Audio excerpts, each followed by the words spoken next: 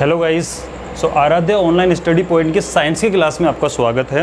ठीक है, पहली क्लास लेके आ रहा हूँ साइंस की आपकी 9th के अंदर, जो कि चैप्टर है आपका 10 ग्रेविटेशन। ठीक है, मैंने कुछ की पॉइंट लिए हैं। मेरा पढ़ाने का तरीका कुछ ऐसा रहेगा कि आपको एक एक कंसेप्ट को पूरा डिटेल में समझाऊंगा आराम से। हो सकता है कि नोट्स कम बनवाऊँ, लेकिन आपको एक एक लाइन समझ में आ जाएगी आपकी बुक की। टेंशन नहीं लेना उस चीज़ को। ठीक है, हाँ जी। तो मैंने कुछ पॉइंट लिखे ताकि मुझे बार बार बुक ना देखनी पड़ेगी एक्चुअल में आज मुझे कवर क्या करना है, और उसके बाद हम स्टार्ट कर देते हैं। ठीक है, तो सबसे पहला पॉइंट लिया force as the cause of motion. इसका क्या मतलब है? आपकी बुक में अगर आप पढ़ो बेटर, बुक देखो याद रखना, एनसीईआरटी की आपको एक एक लाइन पढ़नी है। पेंसिल साथ लेके बैठा करो, लाइनों को पढ़ा करो, और पहली रीडिंग तो पूरी चैप्टर की लगाओ, उसके बाद में फिर सेकंड टाइम जब लगाओ और की पॉइंट को जरूर मार्क किया करो नीचे से। कोई भी ऐसी लाइन आपको लगती है चैप्टर के अंदर जिसको देख के लगता है कि यार ये पॉइंट है ना, लग रहा है मुझे पॉइंट अच्छा है, याद करने लायक पॉइंट है, कुछ नहीं, सिंपल पेंसिल लो, मार्क कर लो। बुक आपकी लगनी चाहिए कि आपने पढ़ी हुई है। ठीक है, और उसके बाद में सेकंड टाइम यूज़ पढ़ो उसको तो हाइलाइटर यूज़ कर सकते हो। जैसे कुछ की पॉइंट्स हैं, जैसे मैंने इस तरह से लिखे हुए हैं, तो आप चाहो तो अपनी बुक में मार्क भी कर सकते हो इस तरीके से। ठीक है, आज मैं आपको कवर करने वाला हूँ जहाँ पे स्टार्ट ये होता है ना कि यूनिवर्सल लॉ ऑफ ग्रेविटेशन।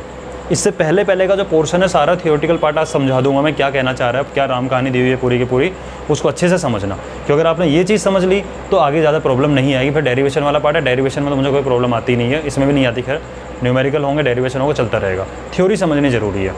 देखो क्या दिया हुआ है इसके अंदर स्टार्टिंग में कि force as the cause of motion. इसका मतलब क्या है? सपोज करो, चलो बिल्कुल वैसे समझाते हैं। मान लीजिए ये मैंने पकड़ा हुआ है मार्कर, बिल्कुल मोशन में नहीं है, रुका हुआ स्टेबल है, मैंने एक फोर्स लगाया, इससे मोशन में आया ये। ठीक है, यानी किसी भी चीज़ को आपको मोशन में लाना था, आपको फोर्स लगाना पड़ेगा। सिंपल सी चीज़ है। ये मेरा हाथ रुका हुआ है ऐसे, अगर मुझे अपनी फिंगर्स को मोशन में लेके आना है तो मुझे फोर्स लगाना पड़ेगा, तब जाके मेरी फिंगर्स मोशन में आएंगी। समझ रहे हो इस चीज़ को? यानी जब तक मैं किसी चीज़ पर कोई फोर्स नहीं लगाऊंगा तब तक मोशन में नहीं आएगा। मैं ऐसे खड़ा हुआ हूँ, अगर मुझे मूवमेंट करना है कुछ भी तो कुछ ना कुछ फोर्स लगाना पड़ेगा। ठीक है, सपोज करो भाई, वही वाली बात है, थोड़ा सा फोर्स तो लगाना पड़ेगा। अगर आपको अपनी बुक को उठा के पढ़ना है, रखी हुई है बैग के अंदर, निकाल रहे हो तो फोर्स लगा रहे हो ना। हाँ, अगर उस चीज़ को मोशन में लाने के लिए ना बुक वहीं रखी रह जाएगी। हाँ, पेन आपका रखा हुआ है, कोई आपसे बोले भाई बेटा पढ़ लो, पेन उठा के पढ़ लो, तो आप क्या कहोगे? नहीं, ये पेन अपने आप, पेन तो आ ही नहीं रहा। अरे अपने आप क्यों आएगा यार? आपको अगर इसको मोशन में लेके आना, कुछ तो आपको काम करना पड़ेगा, कुछ तो फोर्स लगाना पड़ेगा ना। तो सिंपल सी चीज़ है। और एग्जांपल समझते हैं। सपोज करो क्रिकेट का ग्राउंड है ये, समझ रहे हो? हाँ, उसके बाद में क्या हुआ कि मान लो, चलो हॉकी ग्राउंड मानते हैं, क्रिकेट नहीं, फिर सब बोलोगे सर क्रिकेट ही क्रिकेट पसंद है आपको। तो हॉकी ग्राउंड है, ये बॉल पड़ी हुई है यहाँ पे, कोई प्लेयर आएगा, देखो बेटा डायग्राम मेरा थोड़ा ऐसा ही बनेगा। ये प्लेयर आएगा, इसके हाथ में हॉकी स्टिक है, ये जब तक इसके ऊपर मारेगा नहीं तब तक बॉल क्या हिल जाएगी? यहाँ से नहीं हिलेगी ना। यानी इसको कुछ ना कुछ तो फोर्स लगाना पड़ेगा। जब ये थोड़ा सा फोर्स लगाएगा इस चीज़ के ऊपर, यहाँ से फोर्स आके लगेगा इसके ऊपर, तब हो सकता है कि बॉल अपनी पोजीशन चेंज करके और यहाँ पहुँच जाए। समझ रहे हो? और यहाँ जाके रुक जाए। अब देखो यहाँ जाके क्यों रुक जाती है? हाँ, ये ऐसा, इसका भी लॉजिक है। आपने जो फ्रिक्शन वाला पोर्शन पढ़ा है, फ्रिक्शन में यही बोलता है कि किसी भी चीज़ को, मैं फिर कह रहा हूँ, किसी भी चीज़ की, ये सिर्फ मोशन में लाने वाली बात नहीं है, किसी भी चीज़ की स्टेट को चेंज करना। मैं थोड़ा सा फ्रिक्शन में जा रहा हूँ इसको समझाने से पहले, क्योंकि इसकी बात चली है, लाइन का मतलब समझ में आना चाहिए आपका। किसी भी चीज़ की स्टेट चेंज करने के लिए फोर्स की रिक्वायरमेंट। अब आप कहो सर स्टेट चेंज करने का मतलब क्या है? स्टेट चेंज करने का मतलब ये है कि अगर कोई चीज़ रुकी हुई है, मान लो ये रुकी हुई है, इस रुकी हुई चीज़ को चलाने के लिए, ये एक बॉल एग्जांपल लेते हैं। आप नीचे बैठे हुए फर्श के ऊपर, आप एक बॉल रख दो अपने सामने। ठीक है, आपने बॉल रख दी सामने, उस बॉल को आपने हल्का सा ऐसे कर दिया, तो उसको चलाने के लिए भी आपको फोर्स की रिक्वायरमेंट है। ओके, उसकी स्टेट चेंज हो गई। पहले वो रेस्ट में थी, किस में थी? रेस्ट में थी। आपने उसको क्या कर दिया? उसको मोशन में ला दिया, यानी आपने उसकी स्टेट को चेंज कर दिया, रेस्ट से लेके मोशन के अंदर। अब वो चलती जाएगी, चलती जाएगी, चलती जाएगी। क्या लाइफ टाइम चलती जाती है क्या वो? हमेशा? हाँ, चलती जाती है हमेशा लाइफ टाइम के लिए? नहीं चलती है। यानी अब आप खुद सोचो, मैंने कहा स्टेट चेंज करने के लिए फोर्स की रिक्वायरमेंट है। आप कहोगे सर रेस्ट वाली स्टेट में थी, मैंने मारा उसका टक से, वो चलने लग गई, वहाँ तो मैंने फोर्स लगा दिया, लेकिन उसके बाद फर्श पे जाती जा रही है, वो अपने आप क्यों रुकती, वहाँ तो मैंने फोर्स लगाई, मैं तो खड़ा ही नहीं हुआ उसके सामने जाके, वो तो अपने आप रुक गई थोड़ी देर बाद में। ये कार होती है, टोए वाली कार होती है आपकी, उसको ऐसे चलाते हो तो पहले खड़ी होती है वो, आप उसको चलाते हो उसको, यानी आप उसकी स्टेट कौन सी है, रेस्ट वाली स्टेट से लेके आप उसको मोशन में लेके आ रहे हो। इसका मतलब क्या हुआ, आपने फोर्स लगाया, फिर कहते हो सर थोड़ी दूर जाके रुक जाती, मैंने तो वहाँ खड़ा ही नहीं था, वहाँ किसने फोर्स लगा दिया, वहाँ फोर्स लग रहा है फ्रिक्शन वाला, जो उसके टायर, आपकी कार के टायर और फर्श के बीच में एक फोर्स लगता है, वो फोर्स फर्श क्या करती है एक्चुअल में, अपोजिट फोर्स लगाती है। कैसा फोर्स लगाती है, अपोजिट फोर्स। अगर कार ऐसे मूव कर रही है तो नीचे वाली फर्श है इसके अपोजिट फोर्स लगाएगी उसको रोकने के लिए। ऐसे बॉल के साथ होता है कि बॉल चलती जा रही है, आपने मारा, बैट से मारा या हॉकी स्टिक से मारा, आपने वैसे ही लुढ़का दी बॉल को, वो चलती जाएगी और वो रुकेगी क्यों, क्योंकि जो ज़मीन है वहाँ पे, ग्राउंड है, फर्श है, वो उसके ऊपर फोर्स लगा रही है अपोजिट डायरेक्शन में, उसको रोकने की कोशिश कर रही है। ठीक है, और ये भी आपने पढ़ा होगा, जितना ज़्यादा एरिया कॉन्टैक्ट में होता है फर्श के साथ में, उतना ही ज़्यादा फोर्स होता है। जितना फिर बोल रहा हूँ इस लाइन को, समझना इस लाइन को, जितना ज़्यादा एरिया कांटेक्ट में होगा फर्श के साथ में, उतना ही फोर्स ज़्यादा लगेगा। अब एग्जांपल समझते हैं इस चीज़ को, अच्छे से समझना, आप लोग खुद एग्जांपल करके देखना। फर्श पे अपनी बुक को रखना, ठीक है, फर्श पे अपनी बुक को रखना और उसको धक्का मारना। क्या ऐसा होता है कि मैं बुक के धक्का मारो ज़ोर से, बुक बहुत दूर तक चली जाती है? नहीं, वो रुक जाती है। क्यों? क्योंकि बुक का इतना बड़ा पोर्शन ज़मीन के साथ में कांटेक्ट में है, तो जितना बड़ा एरिया ज़मीन के साथ में कांटेक्ट में रहेगा उतना ज़्यादा अपोजिट फोर्स लगता है। ठीक है, और इसी बुक को आप ऐसे करो, टेढ़ा करके चलाओ तो स्मूथली चलती है। आप लोगों ने एक्सपीरियंस भी किया हो, कोई भारी चीज़ है मान लो थोड़ा सा, उसको पूरे ज़मीन के साथ में आप रगड़ाते हुए चलते हो, थोड़ा सा हैवी लगेगा। ठीक है, उसी चीज़ को थोड़ा टेढ़ा कर लो, और टेढ़ा कर उसको पतला सा नुकीला हिस्सा है ना, वो ज़मीन पर टच करके रखो और खींच के लेके चलो, बहुत इजीली लेके चले जाओगे आप उस चीज़ को। करना आज ये वाला एक्सपेरिमेंट करके कि घर में अगर कोई डब्बा पड़ा हुआ हो, कैसी भी कोई चीज़ हो, भारी हो 5-10 किलो के आसपास का, उसको एक तो जैसा है वैसा का वैसा लेके जाना, एक उसको थोड़ा टेढ़ा कर लेना जिससे कि उसका सिर्फ एक कॉर्नर है ना वो ज़मीन पर टच कर रहा हो, और फिर उसको खींच के देखना, बहुत आराम से खिंच जाएगा। क्यों? क्योंकि पहले कहाँ इतना बड़ा एरिया टच था, और अब क्या इतना सा सिर्फ कॉर्नर टच होगा ज़मीन के साथ में, तो उतना ही फ्रिक्शन क्या लगेगा, कम लगेगा, और उतनी चीज़ क्या स्मूथली चल के आएगी। ठीक है, उतना ही चीज़ क्या हो जाएगी, स्मूथली चलते हुए जाएगी। अभी मैंने क्या लाइन बोली कि किसी भी चीज़ को मोशन में लाने के लिए फोर्स की रिक्वायरमेंट है। मोशन छोड़ो भाई, किसी चीज़ को रोकने के लिए फोर्स की रिक्वायरमेंट है। चलाने के लिए फोर्स लगाना पड़ता है, रोकने के लिए फोर्स लगाना पड़ता है। गाड़ी होती है अपनी, साइकिल ले लो भाई, साइकिल चलाने के लिए आपको पेडल मारना पड़ रहा है, फोर्स लगाना पड़ रहा है। क्या रोकने के लिए ब्रेक नहीं मारना पड़ता? वो फोर्स नहीं हो गया उस चीज़ को। ब्रेक मारते हो तो वो जो होता है ना, जो आपने देखा होगा रबड़ से होते हैं वो उसके ऊपर टायर के साथ में घिसते हैं, तो फ्रिक्शन पैदा कर रहे हैं वहाँ पे, और वो फ्रिक्शन पैदा कर रहे हैं वहाँ पे, इसका मतलब क्या कर रहा है, वो टायर को रोकने की कोशिश कर रहा है, क्योंकि वहाँ पे फोर्स लग रहा है। तो चीज़ को चलाने के लिए फोर्स की रिक्वायरमेंट है, और चीज़ को रोकने के लिए फोर्स की रिक्वायरमेंट है, और चीज़ की डायरेक्शन चेंज करने के लिए फोर्स की रिक्वायरमेंट है। आप कहो सर डायरेक्शन चेंज वाला एग्जांपल समझो। डायरेक्शन चेंज का मतलब ये है, किसी ने बॉल फेंकी, ठीक है, बॉल आ रही है ऐसे, ठीक है, फेंक दी यहाँ पे, मैं बैट को ऐसे टेढ़ा कर दूंगा कि टच होकर इधर चली जानी जाती है, यानी कि जो बॉल बिल्कुल सीधी है, या फिर आप मान लो सपोज करो हॉकी स्टिक आपके पास में, या घर पे ही आप खेल रहे हो, ब्रदर सिस्टर खेल रहे हो, मान लो आप लोग बैट बॉल खेल रहे हो घर पे, सामने वाले ने बॉल फेंकी आपके पास आ रही है, आपने बैट को हल्का सा ऐसे कर दिया, जो बॉल ऐसे आ रही थी क्या डायरेक्शन चेंज हो गई, नहीं चली गई? तो 3 चीज़ होती है किसी भी चीज़ के अंदर, रुकी हुई चीज़ को चलाना, चलती हुई चीज़ को रोकना, और डायरेक्शन चेंज करना। इन तीनों चीज़ों के लिए ये स्टेट ऑफ द मोशन हो गई है। इन तीनों चीज़ों के लिए किसकी रिक्वायरमेंट है? फोर्स की रिक्वायरमेंट होती है। समझ गए? बिना फोर्स के काम नहीं हो पाएगा। समझ गए? तो पहला की पॉइंट लेके आता, force as the cause of motion. मोशन कराने के लिए फोर्स एक कोज है, उसकी रिक्वायरमेंट है। ठीक है, वो टॉपिक समझ में आ रहा है?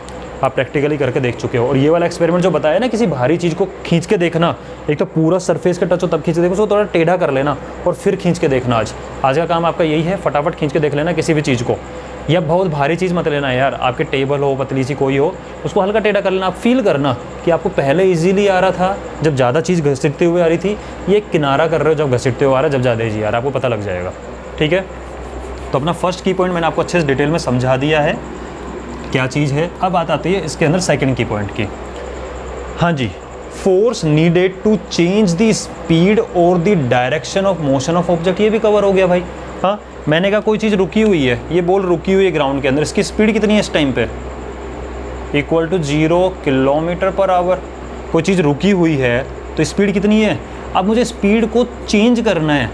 जब मैं इसको चलने लग जाएगी तो स्पीड चेंज नहीं हो जाएगी। मान लो कि एक स्पीड से चलते हुए जा रही है, हो सकता है 10 किलोमीटर पर आवर की स्पीड हो गई इसकी। स्पीड चेंज हुई। दूसरी चीज़ हो सकता है कि किसी ने आपको धीरे से पास दिया हो, जैसे फुटबॉल खेलते हो आप लोग, किसी ने आपको हल्के से पास दे दिया, अब मेरे पैर तो दिख नहीं सकते आपको, ठीक है, किसी ने आपको हल्के से पास दिया और आपने बहुत ज़ोर से मार दी किक, तो बताओ सोचो कि जो चीज़ बॉल आपके पास से आ रही थी, मान लो सपोज करो कि ये आप खड़े हुए हो, ठीक है भाई, ये मान तो चलो ऐसे मान लो ये आप खड़े हुए हो, ठीक है, ये आपका फ्रेंड है, इसने फुटबॉल को लेके आपको धीरे से, ये पैर इसका यहाँ गया और धीरे से आपको पास दिया, ठीक है, तो बॉल की डायरेक्शन क्या है, ये जा रही है, आपने ज़ोर से किक मारी, इसको यहाँ पहुँचा दिया। अब सोचो, एक तो ये धीरे धीरे आ रही थी, एक आपने तेज़ कर दिया, यानी आपने इसकी स्पीड को चेंज कर दिया। दूसरा, इसकी डायरेक्शन ये थी, आपने यहाँ पहुँचा दिया, तो आप डायरेक्शन भी चेंज करते हो, वो समझा चुका ना। तो किसी भी चीज़ की डायरेक्शन, स्पीड या स्टेट, रुकी से चलाना, चली हुई से रुकना, ये डायरेक्शन और स्पीड जो भी चेंज करना है आपको, कुछ ना कुछ फोर्स तो लगाना ही पड़ेगा, बिना काम के कुछ नहीं होता भाई, सीधी सी बात है इसके अंदर, ठीक है, आपको कुछ ना कुछ तो फोर्स लगाना पड़ेगा, राइट। तो ये वाली बात, अपने दोनों पॉइंट मैंने आपको अच्छे डिटेल में समझा दिए हैं, जो कि कुछ मोशन वाले चैप्टर से रिलेटेड है, लेकिन यहाँ भी हो गया है। अब बात करते हैं ग्रेविटेशन की। ग्रेविटेशन एक्चुअल में क्या है। अब आप कहोगे सर कुछ इस पहले वाला टॉपिक से रिलेशन है कि, अरे भाई होगा जब भी तो बताया है ना, वरना थोड़ा ना टाइम ख़राब कर रहे हैं। तो ग्रेविटेशन भी एक तरीके का फोर्स है, ग्रेविटेशन एक तरीके का फोर्स है, और वो कहाँ होता है, कैसे होता है, उसकी राम कहानी थोड़ी सी सुन लेते हैं, ठीक है। ऐसा नहीं कि पहले लोगों को पता नहीं था, सब कुछ पता था, लोग देखते थे, लेकिन वही बात है, सोचने पे डिपेंड करता है। तो न्यूटन जी ने क्या किया, देखो सीधी सी बात है, बोलते कहानी ये है कि न्यूटन जी पेड़ के नीचे बैठे हुए थे, एप्पल आके गिर गया, उन्होंने सोचा उस चीज़ को, हाँ, कि भाई ये क्या हुआ, ज़मीन जब इसको खींच रही है, अर्थ जो है जब एप्पल को खींच सकती है, तो क्या किसी और चीज़ को नहीं खींच सकती। हाँ, जब देखते थे वहाँ से कि मून है, सैटेलाइट उसका यूज, टेलीस्कोप का यूज़ करके करते थे कि मून है, तो क्या मून को नहीं खींचती, क्या किसी और प्लेनेट को नहीं खींचती होगी अर्थ अपनी साइड के अंदर, उन्होंने सोचा। अब कुछ बच्चे तो ये सोचते हैं, अरे यार वो एप्पल गिरा था, उठा के खा क्यों नहीं गया। हाँ, सीधे मतलब इतना ज़्यादा सोचने की क्या रिक्वायरमेंट थी हमें, उसके चक्कर के अंदर उसने थोड़ी देर के लिए सोचा और हमें इतना पढ़ना पड़ रहा है, उससे अच्छा होता कि एप्पल उठा के खा लेता।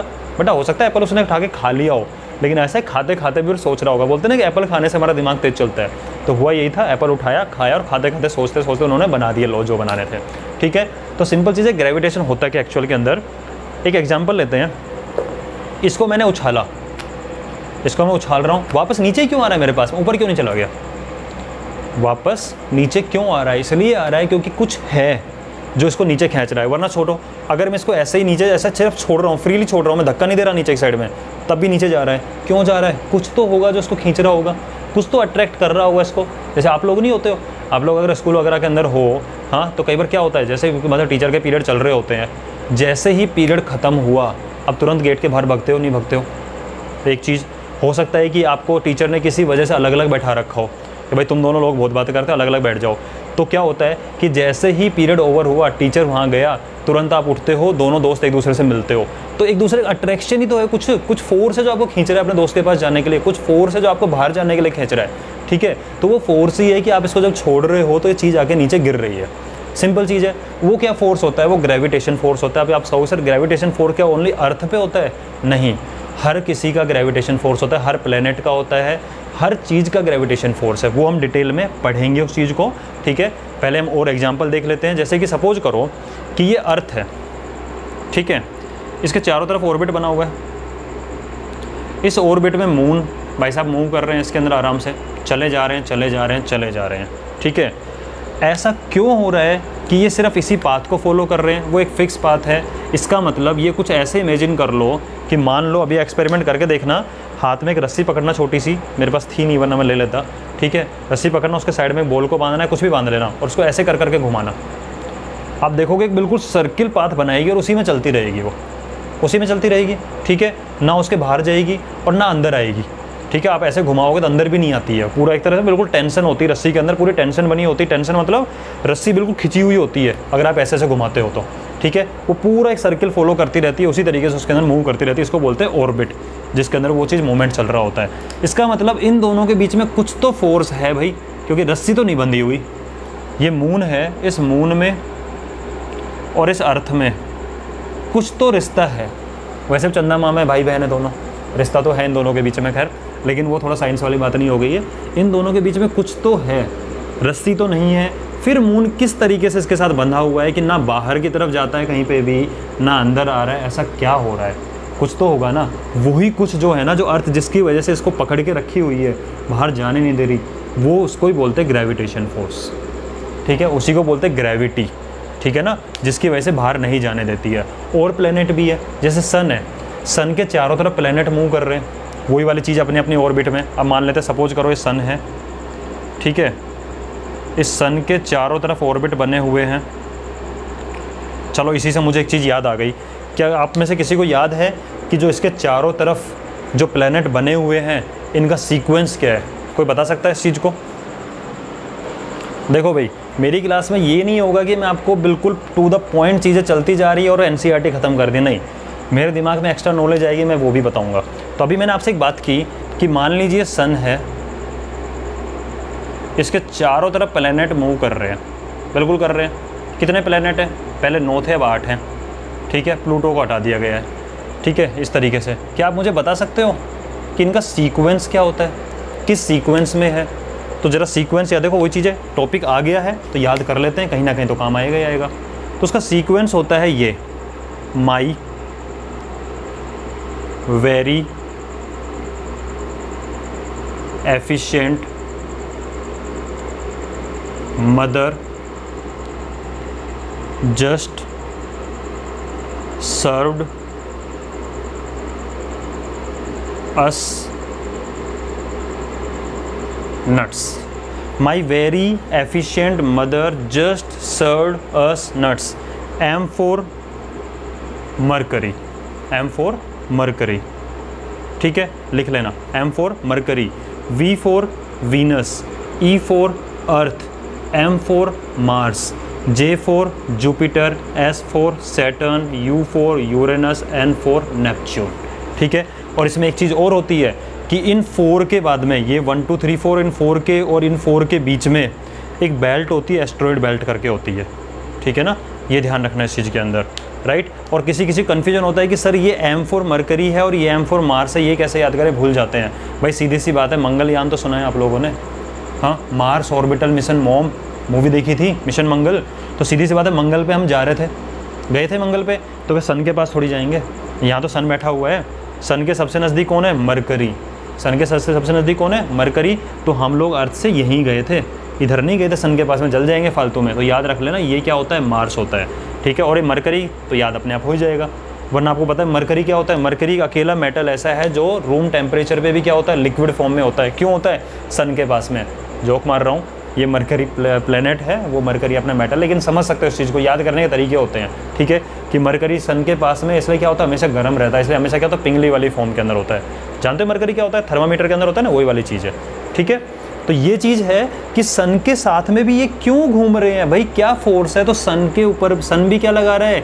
ग्रेविटेशन फोर्स के साथ जुड़े हुए हैं सारे के सारे, समझ रहे हो? यानी कोई भी अगर ऑब्जेक्ट होगा, उसका खुद का एक फोर्स होता है, अट्रैक्शन फोर्स होता है, वो चीज़ों को अट्रैक्ट करता है, समझ रहे हो? कोई भी ऑब्जेक्ट है वो चीज़ों को अट्रैक्ट करता है। मैंने एक लाइन बोली, अब इस लाइन के आपके दिमाग में क्लिक करना चाहिए तुरंत कि ऐसा क्या क्या बोल दिया सर आपने? कोई भी चीज़ वो अट्रैक्ट करती है, इसका मतलब कि अगर मेरा ये, मैं कह रहा हूँ कि ये जो है, ये अर्थ इसको अट्रैक्ट कर रही है, और अभी मैंने बोला हर चीज़ अट्रैक्ट करती है, इसका मतलब क्या ये भी अर्थ को अट्रैक्ट कर रहा होगा?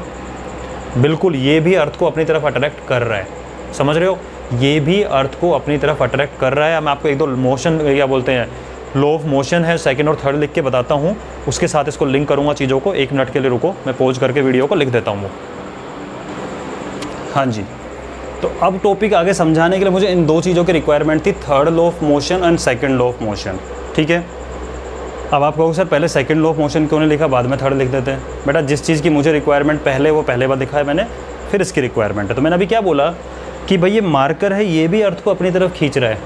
ठीक है, ये कैसे पता लगा? जरा थर्ड लॉ ऑफ मोशन पढ़ते हैं कि when one object exert a force, जब कोई एक ऑब्जेक्ट फोर्स लगाता है ऑन अनदर ऑब्जेक्ट, किसी दूसरे ऑब्जेक्ट के ऊपर, ठीक है, this second object instantaneously exert a force back on first. इसका मतलब अर्थ ने, एप्पल का एग्जांपल ले लेते हैं, अर्थ ने एप्पल के ऊपर फोर्स लगाया, अपनी तरफ खींचा, सेम मोमेंट पे एप्पल ने भी फोर्स लगाया अर्थ के ऊपर और पूरी कोशिश करी अर्थ को अपनी तरफ खींचने की।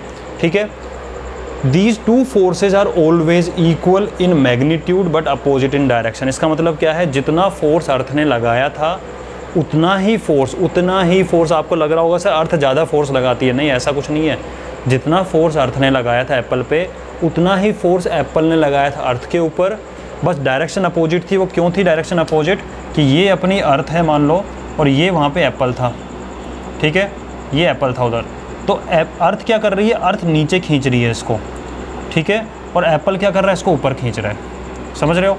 यानी कि फोर्स लग तो सेम रहा है, जितना फोर्स ये लगा रही है अर्थ अपनी तरफ बुलाने के लिए, उतना ही फोर्स एप्पल ने भी कोशिश की लगाने की, लगा लेता उतना फोर्स तो, और अपोजिट डायरेक्शन में, अर्थ इधर एप्पल उधर। फिर आपके मन में आ रहा होगा सर अगर दोनों का फोर्स इक्वल था तो फिर ऐसा क्यों नहीं हुआ कि अर्थ एप्पल के पास चली गई? आना चाहिए, स्वाभाविक चीज़ें आना चाहिए। उसका आंसर है सेकंड लॉ ऑफ मोशन में, इसलिए मैंने इसको बाद में लिखा है। क्या लिखा हुआ है कि for a given force acceleration is inversely proportional to the mass of object. Inversely proportional का मतलब आपको पता है क्या होता है, ठीक है। इनवर्सली प्रोपोर्शनल मतलब होता है अगर एक चीज़ इंक्रीज हो रही दूसरी क्या होगी? डिक्रीज होगी। तो फोर्स एक्सेलरेशन जो होता है, एक्सेलरेशन को ए से डिनोट करते हैं, वो इनवर्सली प्रोपोर्शनल होता है मास ऑफ ऑब्जेक्ट को एम से डिनोट कर दिया मैंने एक बार के लिए, ठीक है। तो एक्सेलरेशन जो है वो मास के इनवर्सली प्रोपोर्शनल। इसका मतलब जितना कम मास होगा, मास को आप एक बार के लिए वेट समझ सकते हो, हालांकि अलग चीज़ होती है, ठीक है, लेकिन एक बार के लिए समझ सकते हो क्योंकि वो mg वाला फैक्टर हो जाता है। वेट निकालने के लिए मास को ग्रेविटेशन g से मल्टीप्लाई करना पड़ता है, वो बात की बात है। अभी आप समझो मास का मतलब थोड़ी देर के लिए वेट समझ लो, यानी जितना कम वेट होगा किसी चीज़ का वो उतना ज़्यादा खिंच के जाएगा। आपको एक्सेलरेशन का मतलब तो पता होगा, नहीं पता तो बताया था एक्सेलरेशन क्या होता है। आप लोगों ने देखा होगा स्कूटी में जो रेस देते हैं, दिए रेस, उस रेस को बोलते हैं एक्सेलरेटर, ठीक है। उससे क्या होता है अपन एकदम से चेंज करते हैं, मतलब देखो ऐसा नहीं है कि अपन धीरे धीरे तो हमारी स्पीड तो चल रही है। हो सकता है कि आप स्कूटी चला रहे हैं, चलती जा रही है, कार चला रहे हैं, कार में भी एक्सेलरेटर होता है, चलती जा रही है 40 की स्पीड 50 की स्पीड को हम एकदम से रेस बढ़ा देते हैं। वेलोसिटी तो पहले से थी, हम वेलोसिटी में चेंज करते हैं, और वेलोसिटी में जो चेंज होता है उसको क्या बोलते हैं? एक्सेलरेशन। तो एक्सेलरेशन वो चीज़ है जिससे कि सडनली चेंज होता है वेलोसिटी के अंदर, ठीक है। इसका मतलब जिसका जितना कम वेट होगा, अब सोचो अर्थ ने एप्पल पे फोर्स लगाया, एप्पल का वेट बहुत कम था तो एक्सेलरेशन बहुत ज़्यादा, तो वो खिंच के आ गया। समझ रहे हो? एक्सेलरेशन ज़्यादा होगा, स्पीड एकदम से तेज़ कर दी उसने, अर्थ ने एप्पल की स्पीड में बहुत एकदम से चेंज कर दिया, बहुत तेज़ी से साथ चेंज कर दिया। क्यों? क्योंकि एप्पल का वेट मास कम था, और यहीं लिखा हुआ है कि मास जितना कम होगा, समझ रहे हो, इनवर्सली प्रोपोर्शनल, मास जितना कम होगा एक्सेलरेशन उतना ही ज़्यादा होगा। यही तो मतलब होता है इनवर्सली प्रोपोर्शनल का, ठीक है। तो एप्पल का मास था बहुत कम, ठीक है, इसलिए उसके ऊपर लगा एक्सेलरेशन बहुत ज़्यादा। तो हालांकि उसने फोर्स तो बराबर लगाया बट एक्सेलरेशन ज़्यादा लगे अर्थ एप्पल के ऊपर, तो अर्थ की तरफ खिंच के चला गया, ठीक है।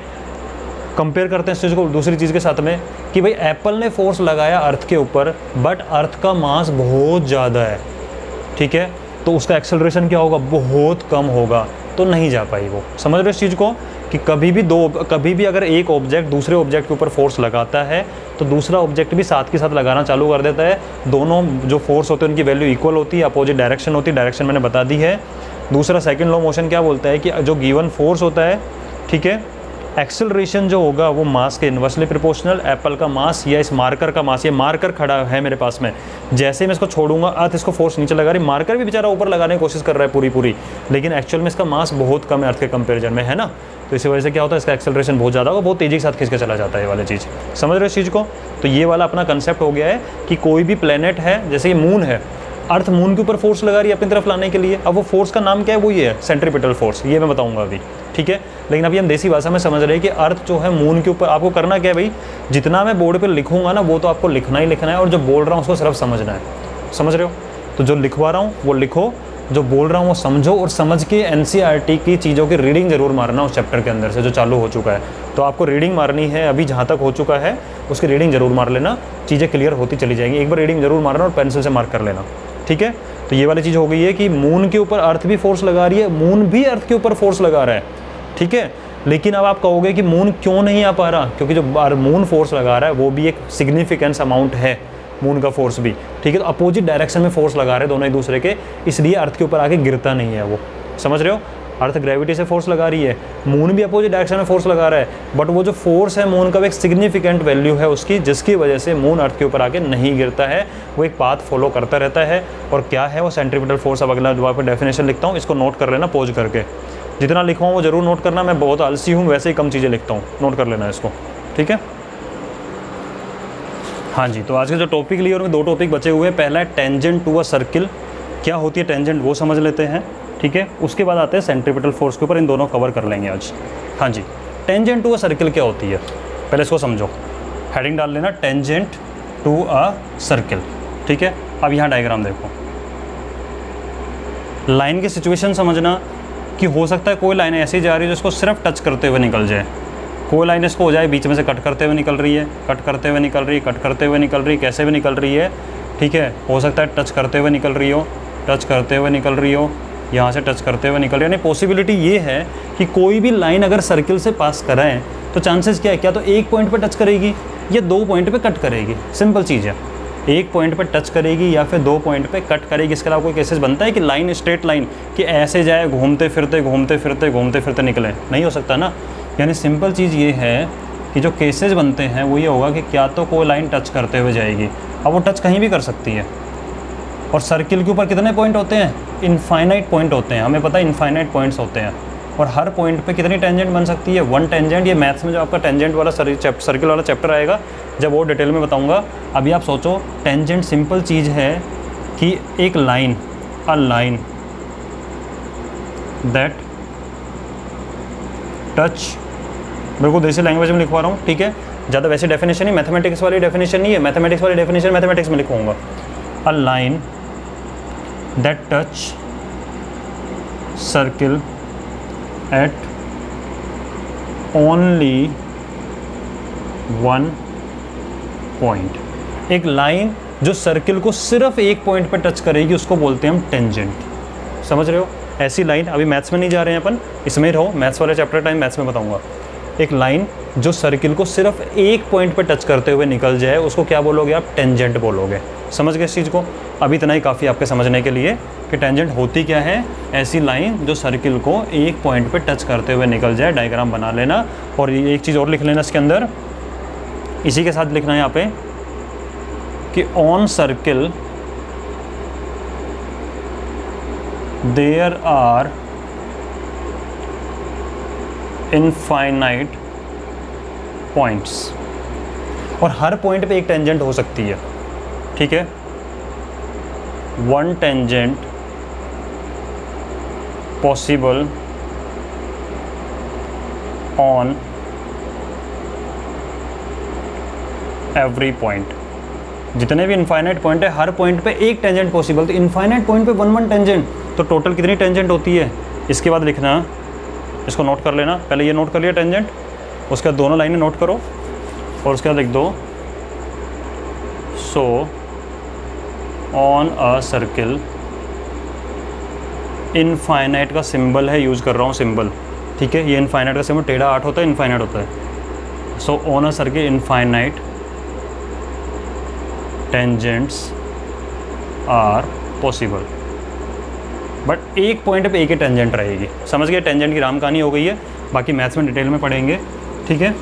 तो टेंजेंट क्या हो गई, एक लाइन जो सर्किल को एक ही पॉइंट पे टच करते हुए निकल जाए। अब आपको सर टेंजेंट की बात कहाँ से आ गई, तो सेंट्रीपिटल फोर्स बचा हुआ है ना टॉपिक आज का, इसमें आ जाएगी बात। हाँ जी, तो सेंट्रीपिटल फोर्स क्या है, डेफिनेशन है, इसको लिख लेना बेटा, बुक में नहीं है डेफिनेशन ये वाली, ठीक है। मैंने उसको अपनी लैंग्वेज में बनाई इसको कि a force that acts on a body. कुछ बनाई है, कुछ मैंने सर्च करके लिखी है, ये मैंने बनाई है वाली, ठीक है ना। तो ये मत कहना सर आपने बनाई नहीं है, मुझे नेट पे भी ये मिल रही है, मैंने भाई इधर उधर से ढूंढ के लिखी, लेकिन मुझे सबसे सिंपल ये लगी।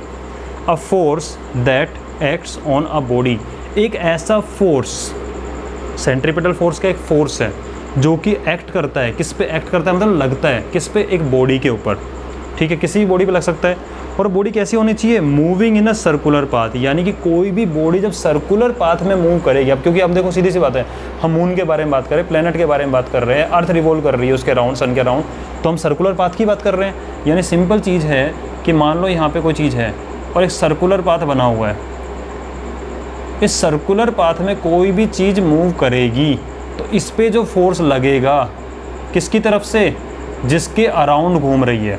ये मान लेते एक बार के लिए अर्थ है और ये अपना मून है, ठीक है।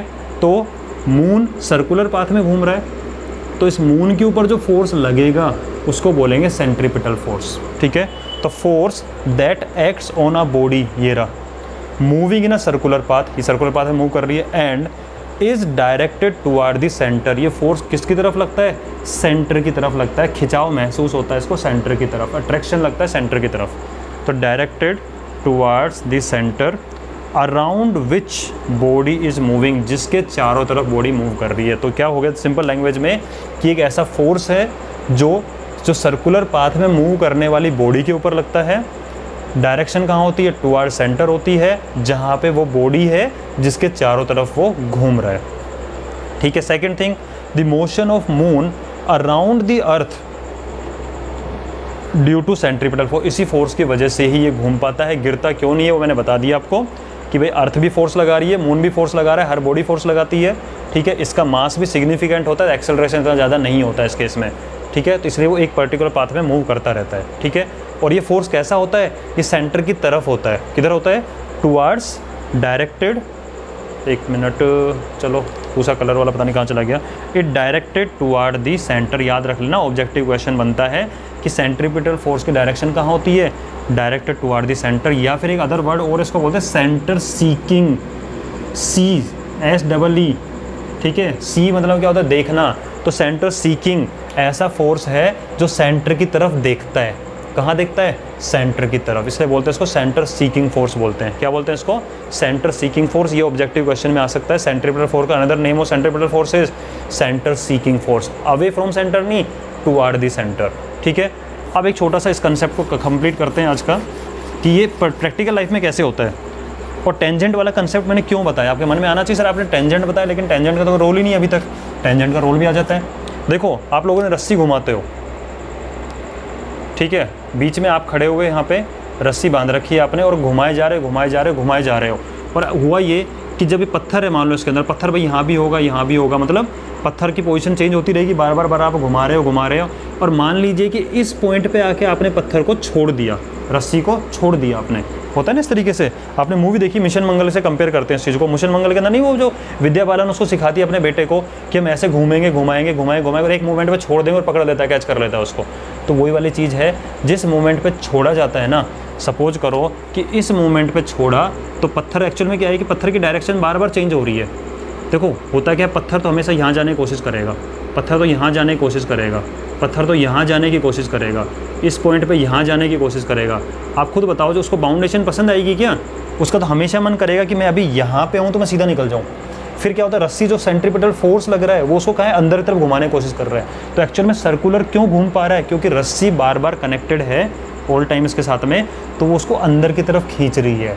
अगर रस्सी नहीं होगी, आप खुद अज्यूम करना कि मान लो सपोज करो आपके मोमेंट पत्थर यहाँ पे है और जैसे रस्सी टूटती है तो क्या पत्थर अपने आप घूमता रहेगा? समझदार बच्चा है क्या पत्थर कि नहीं रस्सी टूट गई, लेकिन मैं तो आगे कर रही हूँ कि मुझे बोला गया था कि सर्कुलर पाथ में घूमना है, रस्सी टूट गई तो कोई बात नहीं, मैं तो घूमूंगा। ऐसा नहीं होने वाला। अगर यहाँ रस्सी टूटती है तो पत्थर सीधा निकल जाएगा, बिल्कुल सीधा। अगर रस्सी यहाँ टूटती है तो पत्थर यहाँ सीधा निकल जाएगा। रस्सी इस पॉइंट पे टूटती है तो पत्थर यहाँ सीधा निकल जाएगा।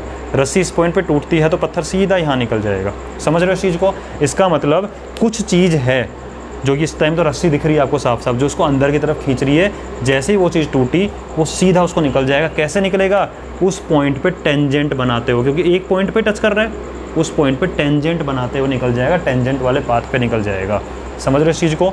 तो वो फोर्स जो इसको अंदर की तरफ लेकर रखा हुआ था, जो बार बार डायरेक्शन चेंज कर रहा था, इसकी बार बार डायरेक्शन चेंज हो रही है। भाई जाना तो यहाँ चाहता है, फ्री होने पे हर कोई फ्री होने पे निकल जाएगा सीधा, ठीक है, लेकिन बांध के रखा हुआ है घुमाने के लिए इस चीज़ को। समझ रहे इस चीज़ को? तो ये चीज़ है सेंट्रीपिटल फोर्स का। बाकी मैं आपके सामने कल लेके आऊँगा। आई होप आपको एंजॉय किया होगा आपने। अगर आपको वीडियो पसंद आया है सच में कि हाँ सर तरीका ठीक है, आपको पढ़ाने अच्छा लगा, बट लाइक कर देना इस चीज़ को, जिससे मुझे पता लगेगा कि हाँ कितने लोगों को पसंद आया, जाके मैं और एनकरेज हूँ इस चीज़ को करने के लिए। ठीक है, फिर मिलते हैं नेक्स्ट वीडियो में।